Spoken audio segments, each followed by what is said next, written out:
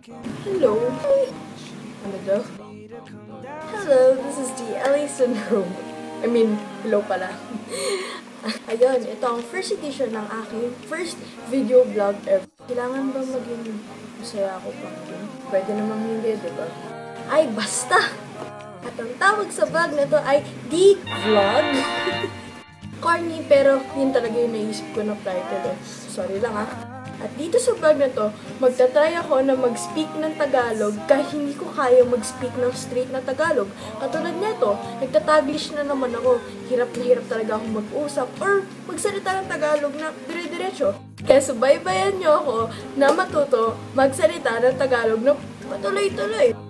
At pag natuto na akong magsalita ng Tagalog ng dire-diretso, English naman kasi baka makalimutan ko Hindi yun ang point of view kaya ginawa ko tong vlog na to.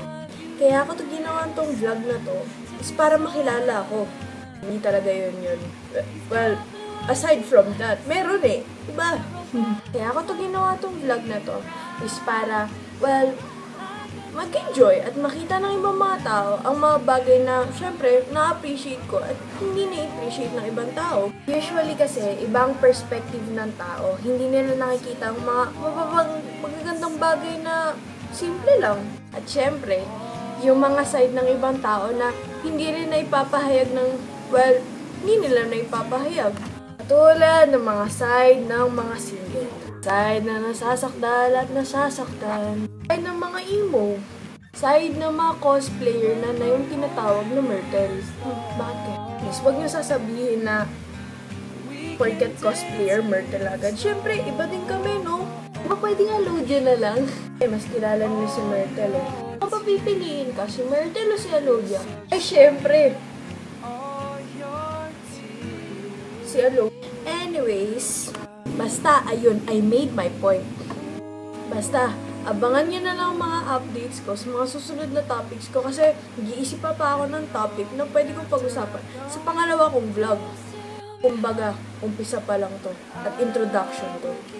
Ayaw ko din naman kasing biglain kayo. Siyempre, kailangan may starting point. At ito ang starting point. Kaya please subscribe below. Mag-subscribe kayo Aabangan ko lahat ng mga responses nyo at sa tingin nyo kung anong possible na topic ang gusto ng pag-usapan ko or ano man ang side ko.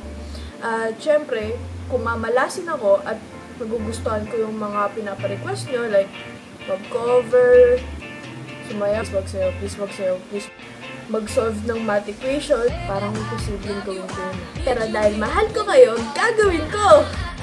Kaya abangan nyo na lang iba pang mga ipopost ko or mag-suggest kayo kasi kayo ang boss ko. Pinoy? Basta, mahal ko kayo.